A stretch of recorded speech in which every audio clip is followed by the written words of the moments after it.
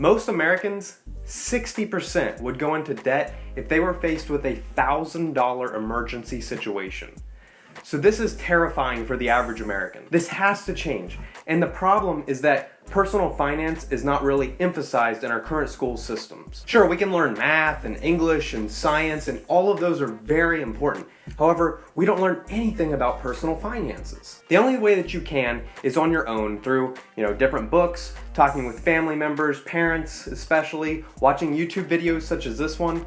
Now, the problem with asking parents or other family members is that they didn't receive the education either. The goal here is to demonstrate how the wealthiest people in the world manage their money and how you can copy their habits so that you can also mimic their success. So the first thing is, if you could like and subscribe to the channel, then more people will have a chance to watch this video just like you are. Okay, so step number 1 for you and your personal finances to have major success is to create an emergency fund. So this fund should be able to pay for everything that you could possibly be spending any money on over the next 3 to 6 months. Now here's the key.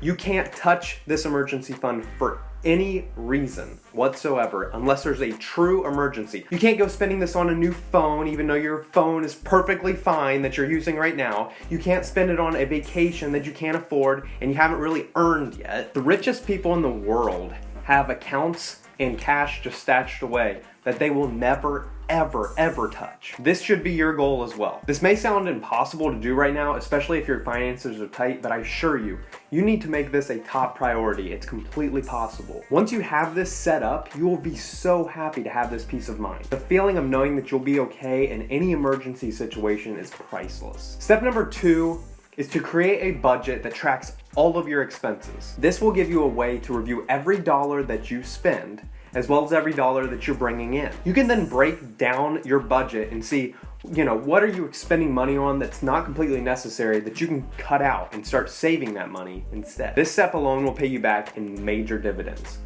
Yes, this is going to take you a little bit of extra time here and there, but it's going to pay so much more in the end. The nice thing about starting a budget is that you can start it today. There's nothing special that you need to do. You can do this on paper, you can do this in Excel, or there are different websites and apps on your phone that you can download and start tracking everything that you're spending right now. Without any type of budget, people tend to have no idea how much money they're actually spending.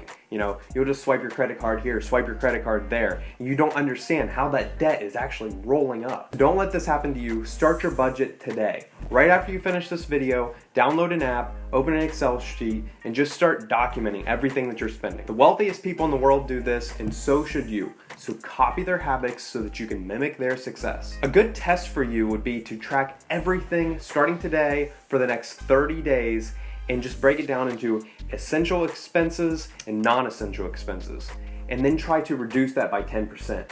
Then over the next 30 days, do that again and reduce it 10% again until you break it down to the bare bones of what you actually need to be spending your money on. Step 3 is to take advantage of an employer match 401k or something similar, whatever they're offering. If your company is offering a 401k match and you are declining it, you are just leaving money on the table. Say that you're making $100,000 in salary right now and your company offers to match up to 5% in your 401k. And you put $5,000 in, and your employee is going to match that $5,000. That's all going to go into a portfolio of stocks and different bonds and different investments that are going to pay you dividends whenever you retire. It's going to be tough for you to find a 100% match in any other type of investment that's guaranteed, because if you put $5,000 in, you're going to guarantee to get $5,000 back.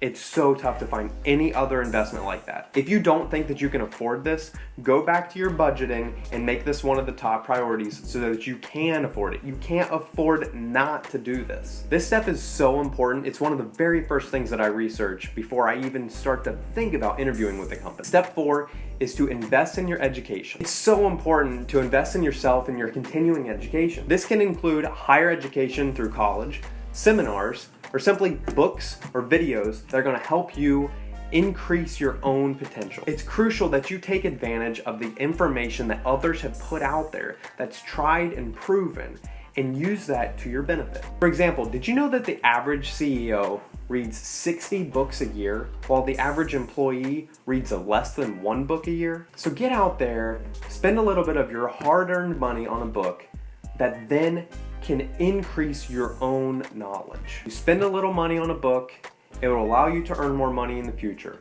It's a beautiful cycle to get involved with. Step 5 is to pay off your high interest rate loan. The richest people in the world have debt. That's true. However, the debt that they hold is going to be very low interest. This is because they've already paid off the higher interest rate debt because they know that in the long run, they're losing money there. Who wants to borrow money just to pay it back in massive amounts later on? The only debt that you should be holding is debt that's going to be paying you back. Something like education debt or your home mortgage. Both of these future benefits outweigh the interest that you're currently paying. If you have debt on a car that's decreasing in value, this is an example of bad debt and you need to pay this off as soon as you can. A good test here is that if you have debt that you're paying over a 5% interest rate, this is going to need to be paid off as soon as you can. Now there's a couple different ways that you can do this. You can go through all of your debt and start to pay back your largest amounts first, no matter what the percentage is. Or you can go through all of your debt, look at the interest rates of each, rank those, and pay the highest percentage off first. What I think would be best is to rank all of these by percentage and then pay off the highest one first. It might be a lot, it may be a little, so this could take a long time to go through, but it's going to save you so much money in the long run. So I hope that this video has really helped. These are just 5 of the steps that I kind of use every day. I track all of my finances. I personally just use an Excel sheet. I don't use any apps. But my wife and I, we just go through our Excel sheet every day and just put in what our expenses are and how much money we made to make sure that we're still on track with any of our future endeavors that we want to partake in. Thanks again. If this video has helped you, make sure you pass it along and stay tuned for more videos like